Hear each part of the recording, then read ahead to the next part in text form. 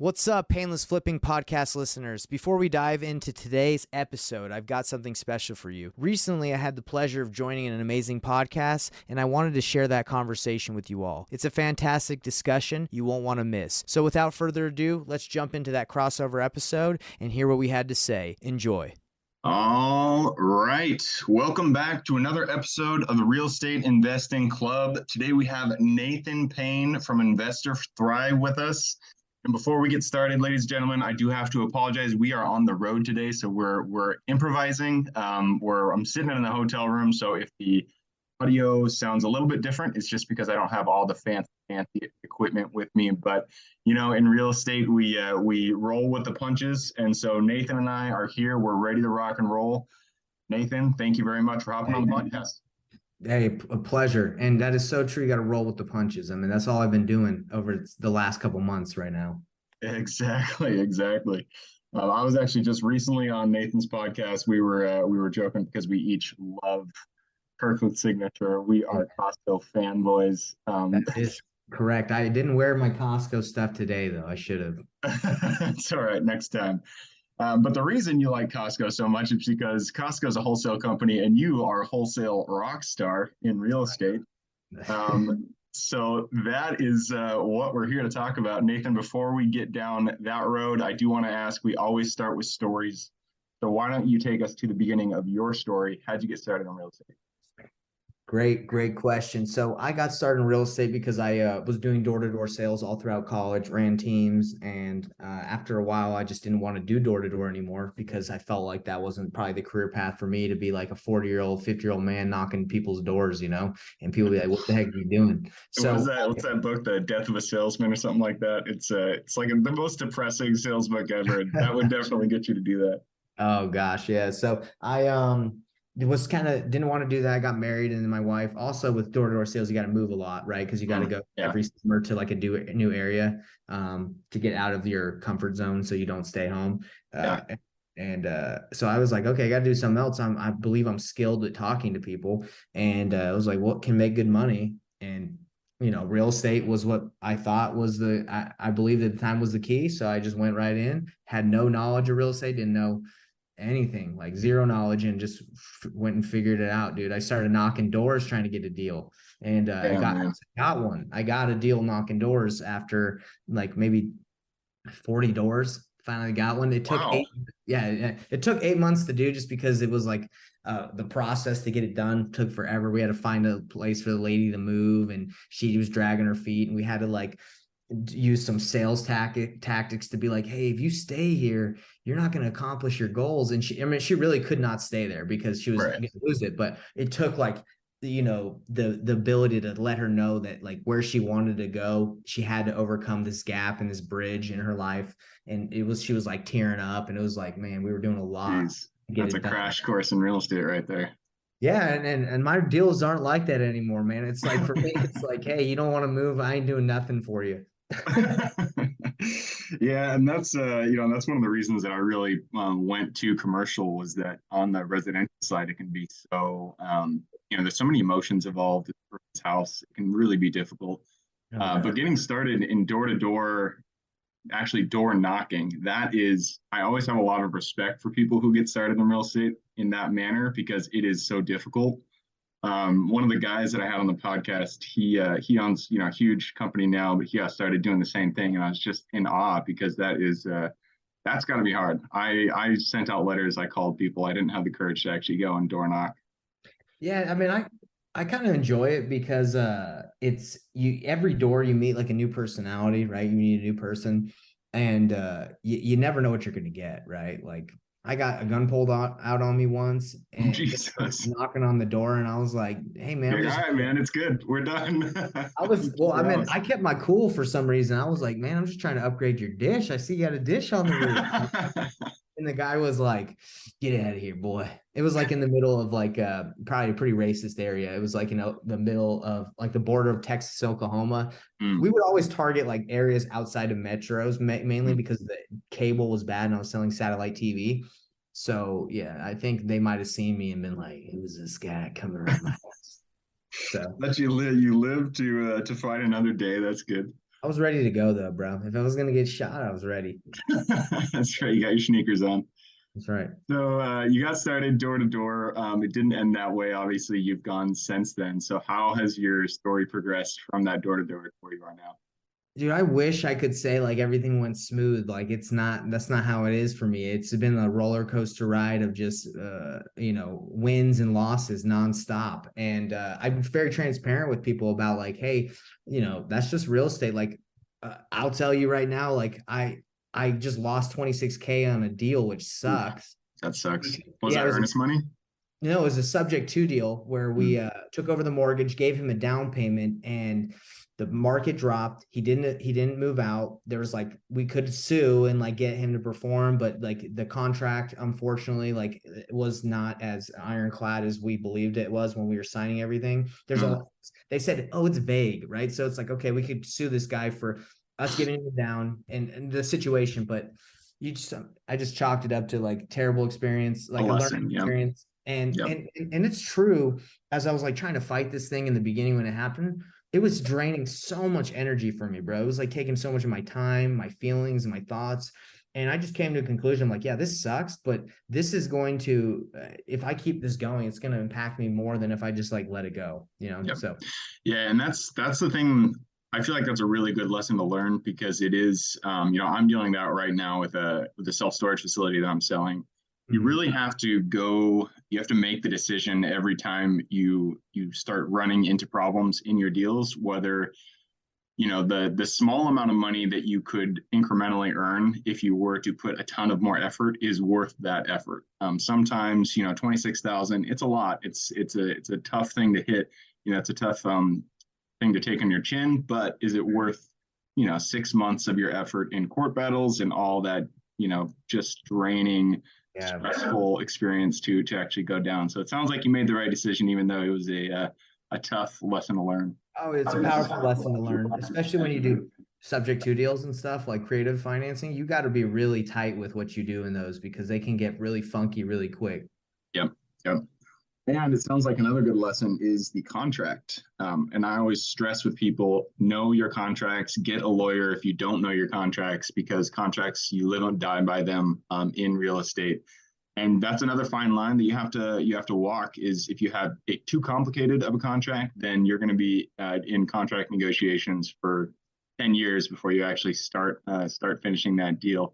But if it's too loose, then you'll get into situations like this where you can lose $26,000. So, is there anything that you're going to change with your contract going forward? Well, this situation like was more of a trust issue. Like I closed on it and let the seller on a subject to deal stay in the property because he said he was going to update it. So Okay.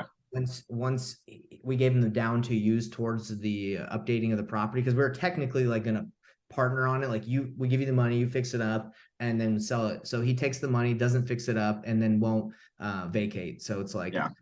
Right. and our balloon period was too short as well. We were riding on the fact that the market was so hot at the time when we purchased it that we would be able to sell it. Even if he didn't fix it, we calculated like, okay, if he doesn't fix it, we can still sell it and make a profit because Utah is so over. I guess the price has skyrocketed over the last 2 years, appreciated. They've also depreciated very quick. So that house that could have sold is like $150,000 less than what we thought. So it's like, Oof. hey, either way, this wasn't going to work, Yeah. Yeah. Yeah. And that's a hard thing, timing the markets. It's very easy for markets to turn around. And so you really got to be cognizant of how much you're baking into the underwriting for that. Yeah, for sure. So lots of good lessons. I mean, I mainly wholesale, so I don't really have this problem. I don't stay in deals, but I was like, this is a no-brainer. And it was not. Yeah. Yeah. I mean, it is just one lesson among, however many deals you've done. And so things always, you take lessons and then you move on. Why don't we talk a little bit more about your bread and butter, what you do today? Tell us a little bit about your business. Yeah, so currently my business is centered around doing deals through JVing. Like I have a community, so I help a lot of people find buyers for their deals, and I have connections with my buyers that are buying. So I'll look for deals on the MLS. I'll look through other wholesalers' deals, and I'm just like a connecting guy. I had the business that wanted to was going out and looking for leads. filtering, negotiating, and then going all the way and dispoing them, finding a buyer. But I was like, that's a lot of work. And right now I wanted to go lean with my company. So I just said, well, what can I focus on? Let me focus on the back end. Let me just focus on what's the difficult part right now is selling deals. And I'll be the guy who can, be the go-to guy here that can, get your deal sold. Got you. Okay. So you work with other investors who find the deals, negotiate the deals, get them on a contract, and then you take it from there and you help them. Do you help them buy it? Are you raising capital, or are you helping them just close the deals as a wholesale? Find the buyer for the wholesale deal. Yeah. Okay. Because for example, like one guy, he had to bring up like 50,000 on a property to put down. So for the hard money lender, like 50 down, and then, the hard money would have got the rest. And he's like, I don't know if I want to do 50K in the market. And I was like, well, I have a buyer. I mean, we can wholesale to one of my guys if you want. And he's like, okay. So that's kind of how I got it done. So I made 15, he made 15, we split it. It was like a 30K assignment. And, so that's kind of how I helped him. So he didn't have to take it down. Nice. I like it. So just taking notes here. So you help find buyers. That's one of the hardest parts about finishing a wholesale deal is getting the buyer in line, especially with the timetables, with making sure that everybody aligns on, when things need to close. I guess let's talk about building a buyer's list. So how do you go about building a list? Do you vet your buyers at all? What is it that you do to make sure that the buyers that you're working with are actually going to make the closing table? Yes, that's a good question. Before, I would say over the last 2 years, people weren't really vetting their buyers. They were just grabbing a big list and then emailing, texting, blasting, right? And what I believe now is like, it's all about relationships that will get deals done. Like you got to have a guy where you can explain why it's a good deal and get him to look at it. Cause I think people aren't looking at deals that much anymore, especially like wholesalers deals that send out their trash, bro. Like no one's making money on this. So the buyers are definitely not looking. Majority of them. So I think you need to just make 5 to 10 solid connections with buyers, find out what they want and go find it for them.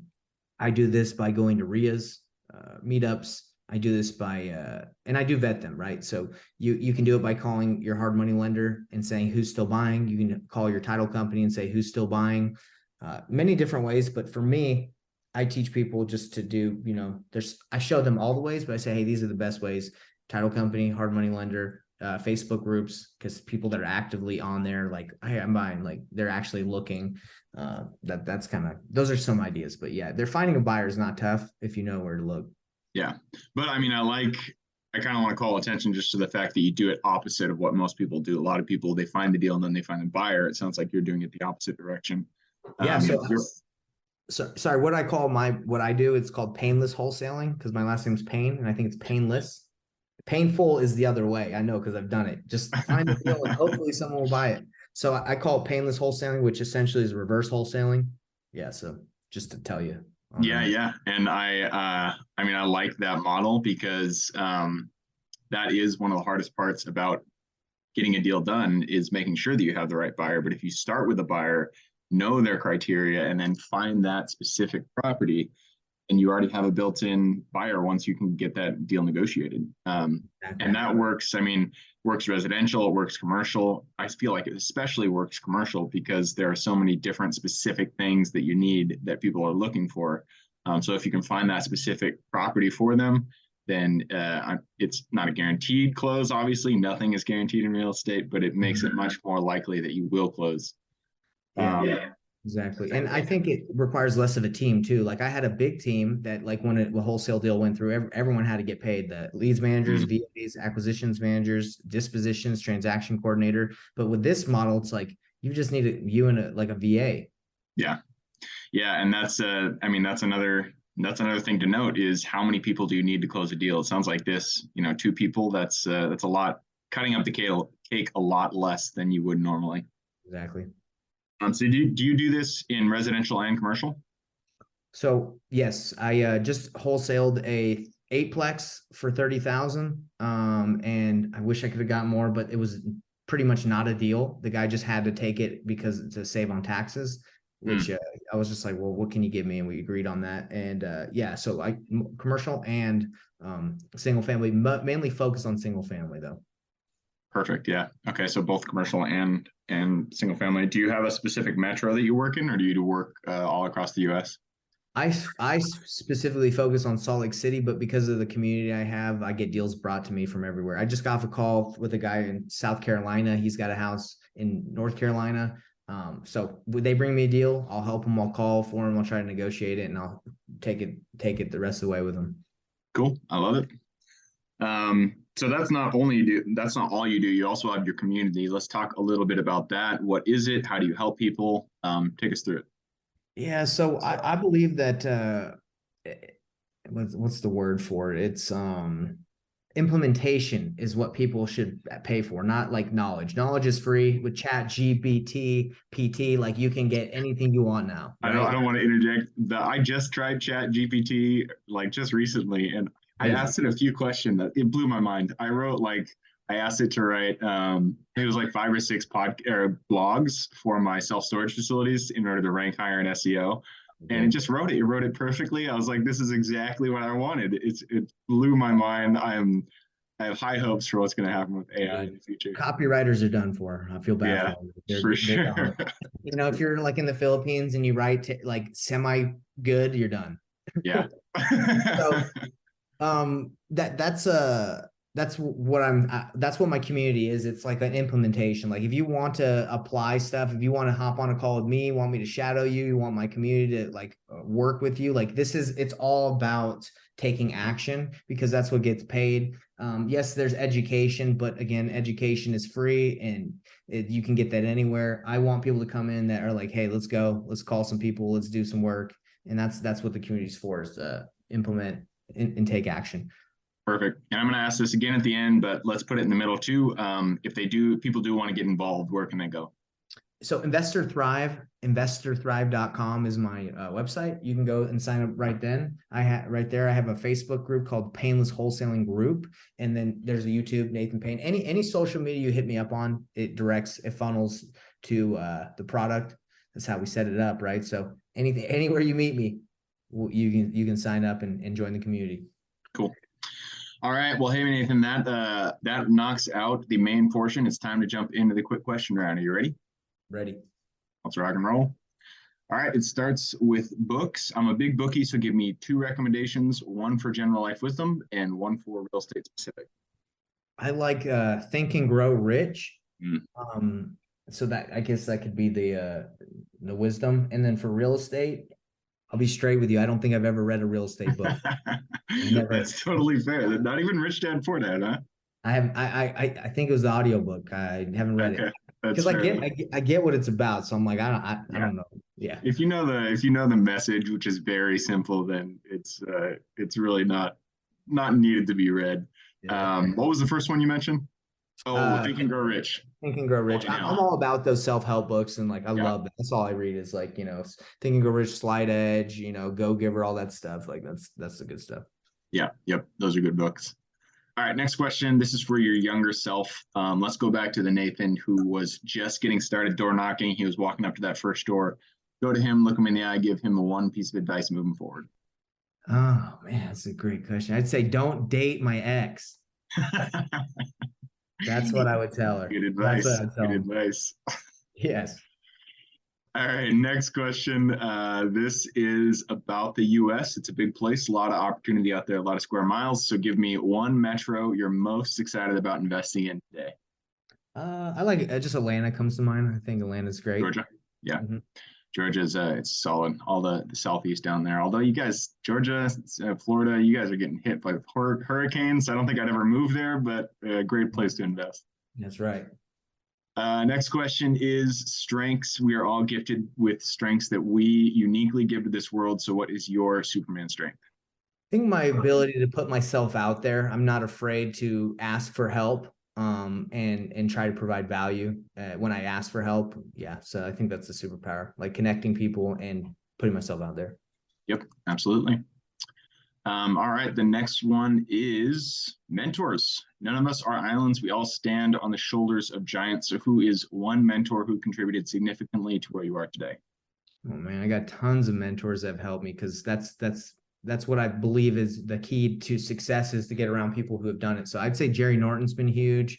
That has, I don't know if you guys have seen him, but tons of Sean Terry. Like I've done tons. Tom Kroll's a giant mentor to me right now. So there's so many. Nice. Absolutely. Yeah. There's so many people that contribute to where you are today. We always think, especially in real estate, that's so transactional. You can think that you're doing it on your own sometimes, but you never are. There are so many people who contribute to where you are. So it's great to hear all the shout outs there. Moving on, the next question is tools. Tools form the backbone of every business. So give me one tool that you could not live without. Right now, I use HubSpot nonstop. HubSpot is my CRM. It's a marketing tool. It's for payments. It's the bee's knees. All right. All right. That leads us to the very last question. You've already mentioned this before, but I'm going to ask it again. You've given us a lot of good advice. I'm sure people want to reach out. Give us the best place for people to go to get in contact with you. If you reach out to me on my Facebook, just Nathan Payne or Payneless Wholesaling group, that's probably the best way to reach me, because either I'll respond or I have a virtual assistant that will respond for me. That's the best way. All right, cool. All right, well, Nathan, that wraps it up. Again, thank you very much for hopping on the show. Man, a pleasure to be with a fellow Costco fan, Kirkland signature fan. Absolutely. And for everybody who's here with us today, thank you guys for showing up. You are the reason we do this. So if you guys have any questions whatsoever, reach out to me, Gabe with realestateinvestingclub.com. And if you guys want to support the show, all we ask is that you give us a like, subscribe, share, all that jazz. That'll help us out tremendously. Other than that, I hope you guys have a great week. Keep rocking real estate, and I look forward to seeing you on the next episode.